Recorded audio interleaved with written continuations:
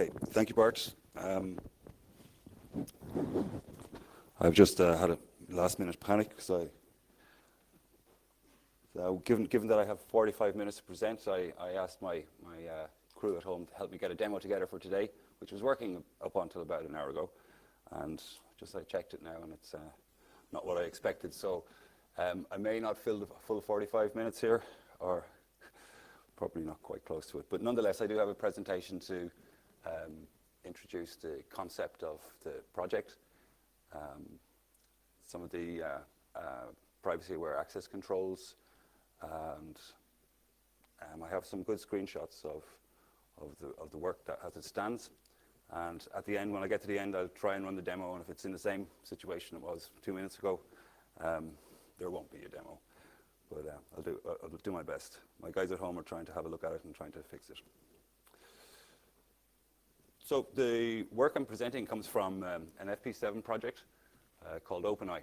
And OpenEye, the main focus of OpenEye is to provide mobile app developers with a platform that allows, that inspires innovation in the mobile app industry.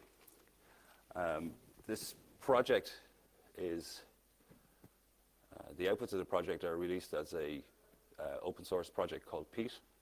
You can see the link up here. I assume you can have access to these slides. It will be available to everybody here. Yeah. So at times you'll hear me say OpenEye, at times you'll hear me say Pete. They're more or less interoperable, and some of the slides are probably a little out of date. They have just OpenEye on it, and some will have Pete. So the purpose of Pete platform / OpenEye project was to provide a platform for app developers on the one hand to easily deploy apps, and from the user's point of view, a means of taking control of their personal data through a personal data store, which we call a cloudlet. This is the architecture from the OpenEye project, and the central part here is the OpenEye platform, or the Pete platform, which comprises three parts: an API framework, a security framework, and the cloudlet framework. The focus of the project is the mobile application space. So the project provides a mobile SDK and client libraries in that space.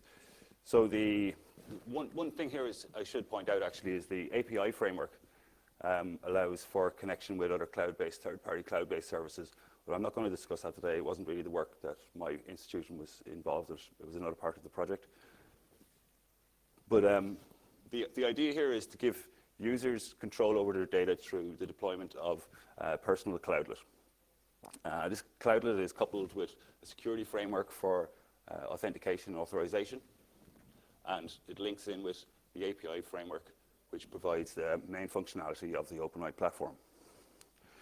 So the idea is that an app developer would, from the platform, generate a mobile client library. So we have an Android and HTML5 / JavaScript type libraries available. And from that,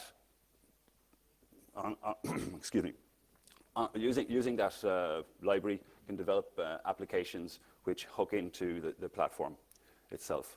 And I'll talk in more detail probably mostly about the cloudlet framework as we progress. So just to talk about some of the components from that architecture, the mobile client library is providing access to the API, security, and personal cloudlet frameworks, and it's provided two client libraries, as I said, a cross-platform HTML JavaScript library and a native Android client library. And the security part of the OpenEye platform provides access control functionality, and it's coupled tightly with the cloudlet and the API frameworks. It provides the users with control over their personal data and the cloud-based third-party services that they interact with. The API framework is capable of interoperating with a variety of cloud-based services and promotes innovation by offering app developers frameworks to allow them to design and build complex applications involving a combination of independent cloud-based services.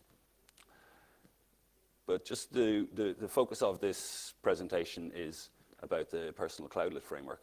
And the idea of the cloudlet framework is to provide consumers with a single location to store and control their personal data. So it's effectively a personal data store within the OpenAI platform. And in conjunction with the security framework, empowers consumers and users to remain in control of their data and give assurances that that data is not being used without their consent. So the objectives are to build key technology enablers, ensure practical applicability and efficient use of the OpenAI platform, and to provide an open source platform that allows users to create, deploy, and manage their own personal space in a cloud, which is known as the personal cloudlet. Each one of these cloudlets constitutes an entity that will be linked directly with the user's identity. I'm hoping I can demonstrate some of this at the end of the talk, but I have some slides anyway, which will show how that's done in practical terms. Thirdly, a third objective is to provide novel, consistent, user-centric application experience of cloud-based services. So not only across different devices, but also across different applications.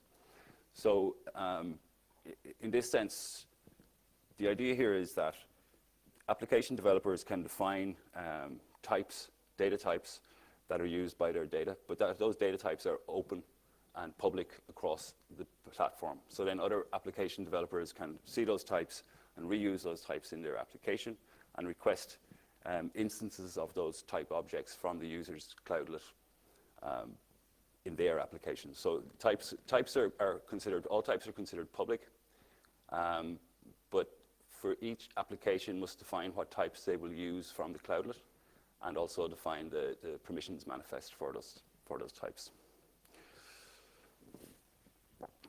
So just in terms of implementation, the challenges of implementation, how could we develop such a secure, privacy-concerned web framework to provide this user-centric management, dynamic data, and APIs, and also at the same time provide developers with the ability to access the data in a privacy-concerning manner. So our implementation,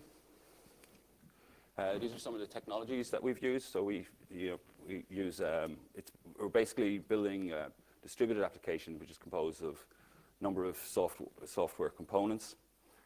We take a microservices type architecture approach.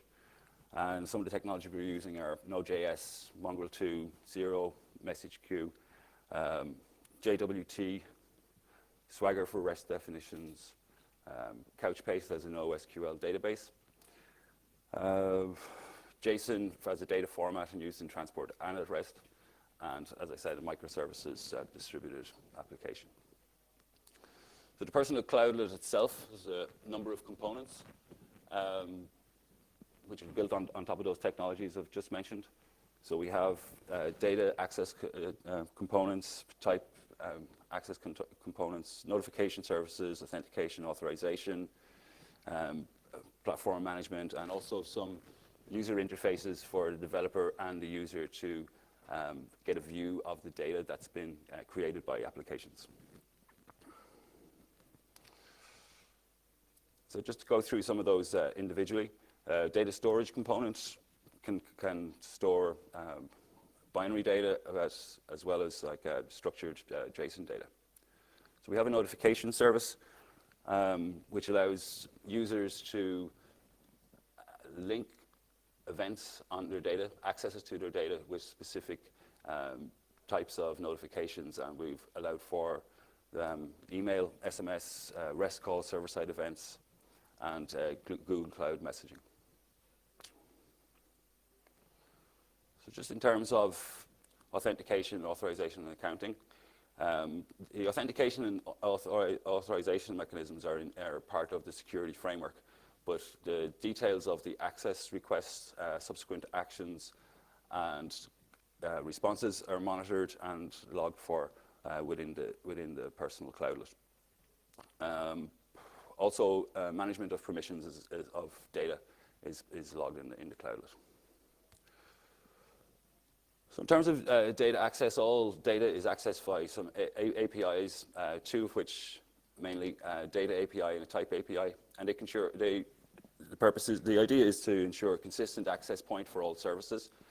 and the API framework and third-party services. So along with the AAA components and permissions, the cloudlet owner is in control of who and what can access each piece of their data within their personal cloudlet. The user interfaces are to empower the cloudlet owners in the management of their cloudlet, and they have a standalone GUI, which I'm hoping to show in a demo in a little while. This allows them to view access log viewing, preference editing, and permissions editing.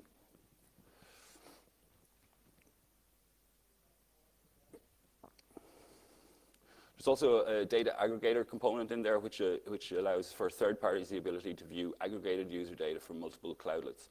But this conceals the individual cloud owner's identity. So just want to talk about some of the user-centric and privacy-preserving features. The project makes use of JSON web tokens, which you probably know are base64 encoded JSON objects. And these are extended within OpenEye to provide a means of representing the context of calling parties on data access. So, and using this enables a REST-based framework to manage sessions and claims using JSON web tokens.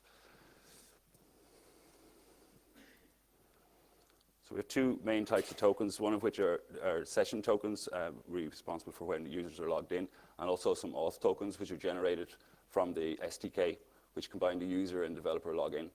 And the user does this through a GUI, and the developer through the API and secret keys. So auth tokens restrict data access to data common to both app developer and the user as dictated through the permissions mechanism.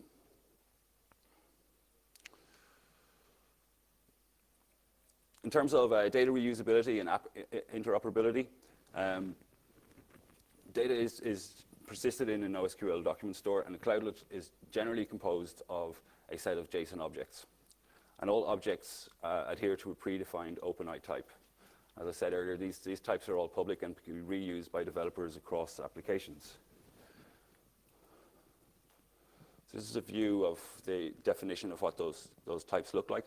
The type is stored as a JSON object, and they describe rules for those objects. So you effectively have here. So you have like a reference, which is a human readable description, which is like user profile, for example. You have a context which contains an array of object members. So this is the actual core data that's within the type.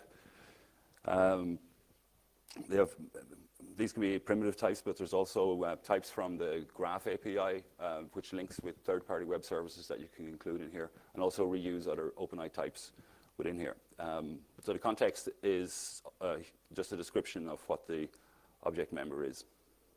So all types are public and reusable by the developer community. Types are immutable, so once they're created, they cannot be altered, and they're tightly integrated with the auth dialogues and permissions mechanism. So using a web interface, we have a type builder GUI on the platform, which provided to make it easier to build types. And I can show you this here. So on the left-hand side here, we have the name of the type and where you can actually add individual members.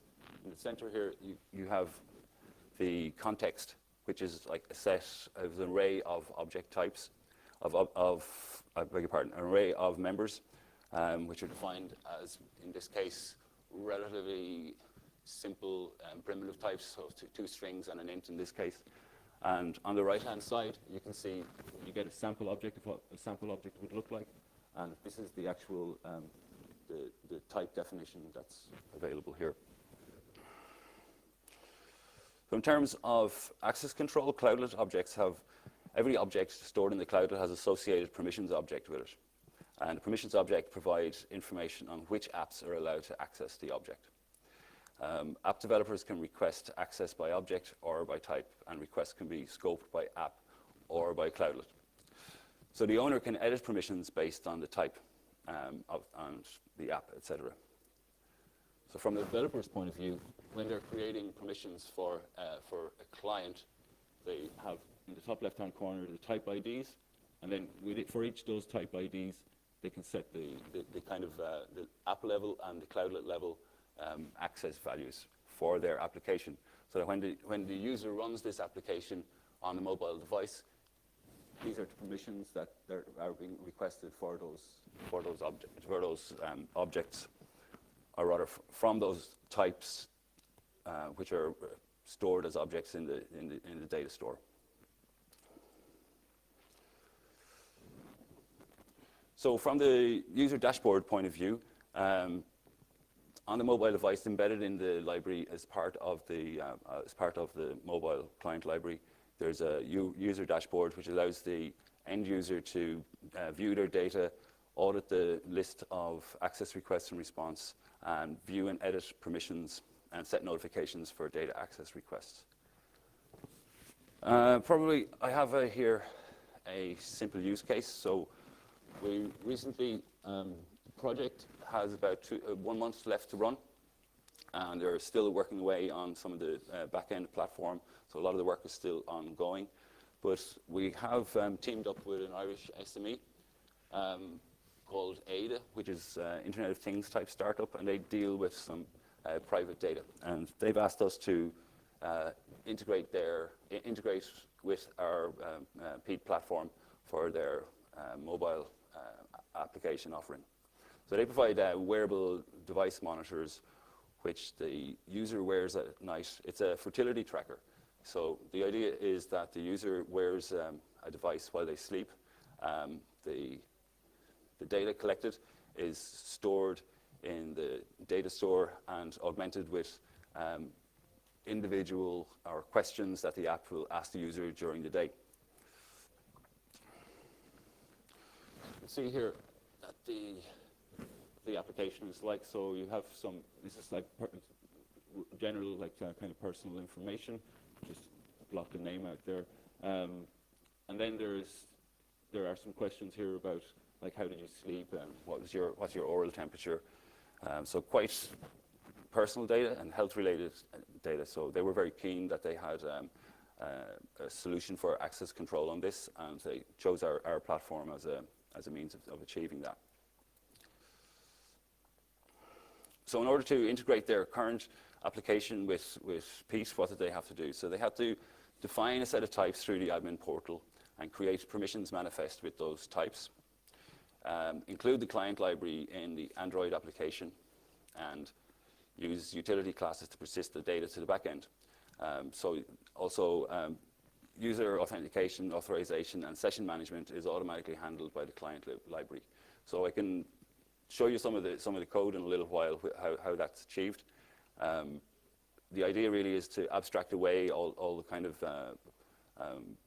authentication, authorization, and session management from the app developer, and this is all handled automatically by the Peat platform. Some of their data types that they've defined, so they have a temperature reading on the left-hand side here with a timestamp, three different ones from different sensors. They also have a daily menstruation cycle log. So, you know, this is pretty personal data, and this data on the right-hand side these are questions that they ask the user. This is automatically collected from the device, and this is data that the user inputs. So when the app starts first, the permissions manifest is retrieved from the platform, and it creates a permissions dialog via the user dashboard. The permissions combined with the data is used to build these meaningful dialogues. So the user can choose to approve or cancel a request. So when they start a new application, it might say that this application wants to access data from your cloudlet. Do you approve or revoke this or cancel this request? So this approval can be revoked later through the user dashboard. And the user dashboard is embedded in the SDK, and if you swipe to the right from the application, you take to the dashboard menu, where the user is allowed to look at the app that have access to their personal cloudlet, and look at the data that those apps have access to. You also have the possibility to remove some of that data, and ultimately to change permissions on individual data objects. So you could say that you can, from the user's point of view, can edit which applications have read access to which elements of their data store. So really, that slide is just what I was just discussing there. It allows us to manipulate the data and the permissions directly through the dashboard. So permissions are listed on a per application basis, and they include a PWIC analytics engine, which currently isn't working. Has been integrated in there, so it allows the user to perform some analytics on the data, on the access requests and responses to their data store. So the idea here is really to give the user a view of their own personal data, who's accessing it, when they're accessing it, what applications have various access rights to that data, and also to allow the user to manage those permissions, etc. And at this point, I was hoping to do a demo, and we can see. And if not, I can still show you. Okay, I have a message here. I can.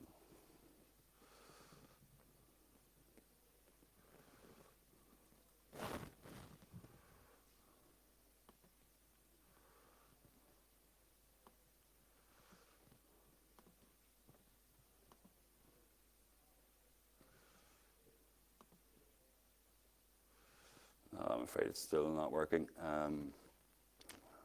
What does he say? Here we are, live chat.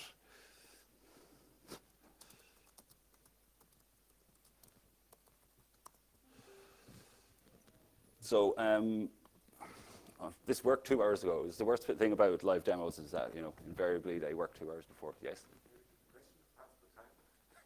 There's plenty of time.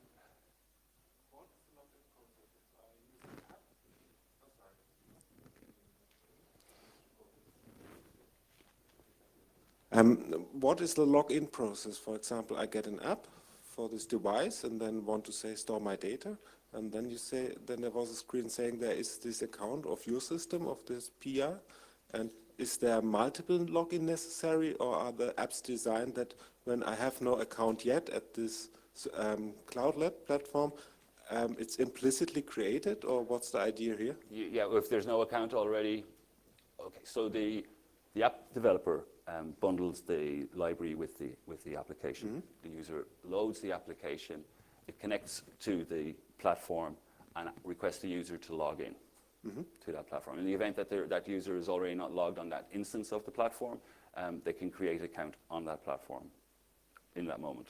But then there are two logins, one for the application, for the data, and then for this technical platform in the background. There are 2 steps to take if I'm not already logged in into the platform, if I have no account. You have to create an account and then log in. Okay, then from the contractual perspective, I have 2 contracts, one with the application and one with the account, with the platform. Okay, so the account on the platform effectively is my instance of the data store. So that's my data store. Mm-hmm. Yeah. So I have my login is to the platform. Mm-hmm. Okay, just one login. Yep. Okay, but if there, for example, if I have an application, it could be something, for example, that's selling stuff, yes. Not only for this information, and then I would need to log in therefore, because I have a contractual, the data will be shared between these platforms, but then I have to look at 2 times and have 2 different counterparts, or for the developer's backend system. No, for me as a user of the app. For a user of the app, like your session login for using the app is your login to the platform. So for the example that you gave with the IDEA, yes. Yeah. So first you would have to log in into the IDEA app, and then you need to log in somehow into the backend platform to get access to your data. That's the question, right? Are there 2 logins, or is there 1 login? On that instance, I believe there are 2 logins in that instance, yeah, for IAD, yes. Yeah. But the user data is all stored in the personal cloudlet. Yeah. Okay. And let me see.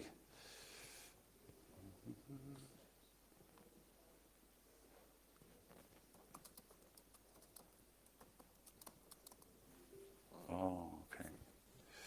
You know what, I'm going going to try this in a different browser. That's what I suspect might well be the problem here.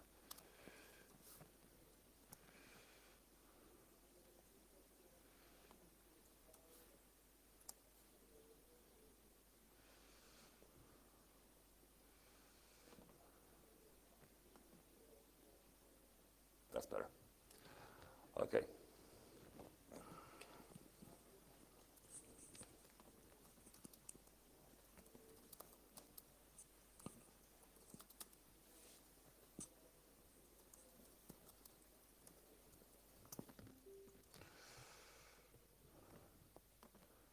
Okay.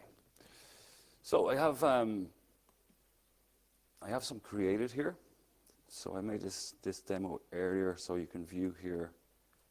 This is the so I have this type that I've created here. Oh, that's all I have. Okay, really. Okay. Okay. So in effect, I don't have time to go through actually the entire making of a fresh client and new types here. I've got 5 minutes, is it? Okay. So basically what's happened here is that what happens is you register a client, you create some type IDs here, some types here, and then from your clients you associate it with those. This is from the developer's point of view. From that point of view, you create a permissions manifest, which says, basically here it says at the app level you can create, read, update and delete this data of this type. Okay. So from when the developer then is writing their code, they will insert, you receive your API key here and a secret key for the client access. Which is then placed into the application here. So when you're actually accessing a type, you need this type ID within the Android code. So that's this type ID here, I hope. 154, this is a different one.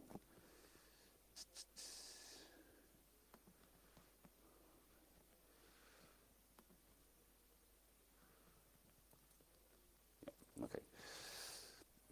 So this is just, in this case, there is no delete permission here. So I can show you here. So when you're creating the data, you use this. Users use the library to get the API key, etc. And when we're creating data,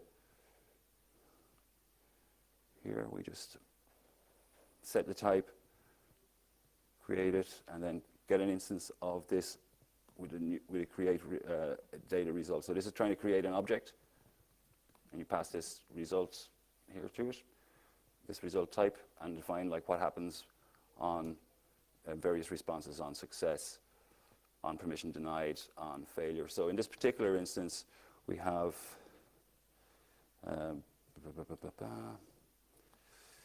3 different permissions. We have like it's allowed to create, read, and update, but not allowed to delete in this case.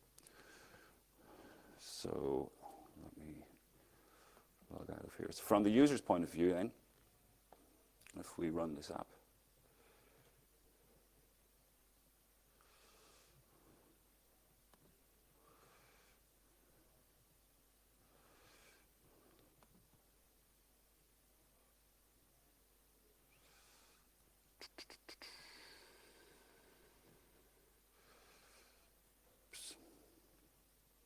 oops. Yeah, never do live demos, I think is definitely a message to learn. Fail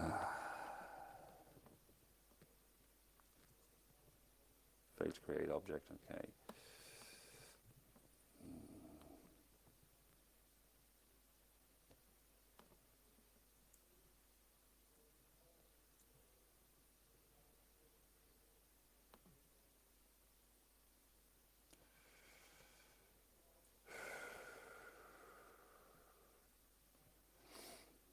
Okay, I think I have run out of time anyway, have I?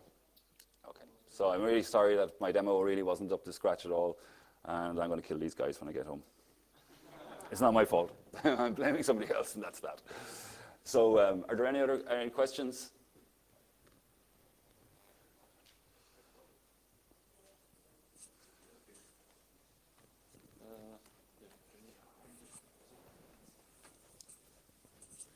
Do you do anything to stop the person who's received the data from the user passing it on to someone else, or is that just you have to trust them? Well, there is an element of trust there. I mean, that's an obvious problem that you could have. You know, that's a common problem in such a type system. So very difficult to achieve that really, because once you're saying you can read this data, then well, you can read this data. So the short answer is no, we don't. Okay. So. First off, thank you for doing something about privacy in cloud. Second of all, do you have any plans for offline access of that data? Like how would applications that may need to go offline from time to time, do you need to be online to access the cloud data, or you need could to you be sync able it? to, or the cloudlet itself can be deployed in multiple scenarios. So you could deploy that on your local phone and sync your cloudlets together. Yeah, so you could do that. I've seen these guys. They've had it running on like plug servers, and they've had a cut down version of it running on a phone as well. So yeah, so the cloudlet is something that can be effectively deployed anywhere, but the access to the data is via the cloudlet interface, or via the platform interface rather. Does that answer your question? So if you want to take it offline, effectively, you need to run the platform locally to do that. Okay.